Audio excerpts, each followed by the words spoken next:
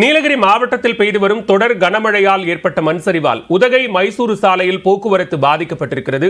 இத்தொடர்பான கூடுதல் விவரங்களோடு இணைகிறார் செய்தியாளர் ஐயாசாமி. விவரங்களை பதிவு செய்யலாம். மண் சரிவு எப்படி ஏற்பட்டது? அதை சீரமைக்கும் பணிகள் நடைபெறுகிறதா? பாலா, நீலகிரி மாவட்டத்தில் தொடர்ந்து பெய்து வரும் மழையின் காரணமாக உதகையிலிருந்து மைசூர் செல்லக்கூடிய தேசிய நெடுஞ்சாலையில் உள்ள நடுவட்டம் பகுதியில் மண் சரிவு ஏற்பட்டது. இதனால் போக்குவரத்தும் பாதிப்படைந்துள்ளது. நீலகிரி மாவட்டத்திற்கு கனமழை இருக்கும் என வானிலை ஆய்வு மையம் எச்சரிக்கை விடுத்துள்ள நிலையில் நேற்று இரவிலிருந்து உதகை, குன்னூர், கூடலூர் மற்றும் அதன் சுற்றுப்பகுதிகளில் கனமழை என்பது பெய்து வருகிறது.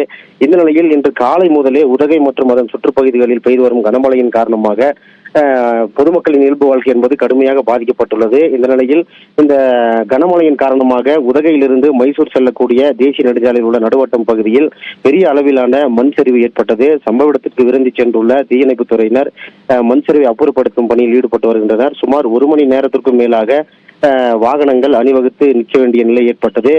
தொடர்ந்து இந்த உதகையில் பெய்து வரும் கனமழையின் காரணமாக கடந்த 10 மணி நேரத்தில் அவலாஞ்சியில் 12 சென்டிமீட்டர் மழையும், அப்பர் பவானியில் 10 சென்டிமீட்டர் மழையும் பதிவாகியுள்ளது. இதனால் கடும் குளிரும் நிலவுவதால் பொதுமக்களின் இயல்பு வாழ்க்கை என்பது பாதிக்கப்பட்டுள்ளது. அதே நேரம் இந்த கனமழையின் காரணமாக இந்த ராட்சத மரங்களுக்கு கீழ் வாகனங்களை நிறுத்தவோ பொதுமக்கள் நிற்கவோ கூடாது எனவும் மாவட்ட நிர்வாகம் அறிவுறுத்தியுள்ளது. பாலம். நன்றி ஐயாசாமி, விரிவான விவரங்களை பதிவு செய்தமைக்கு.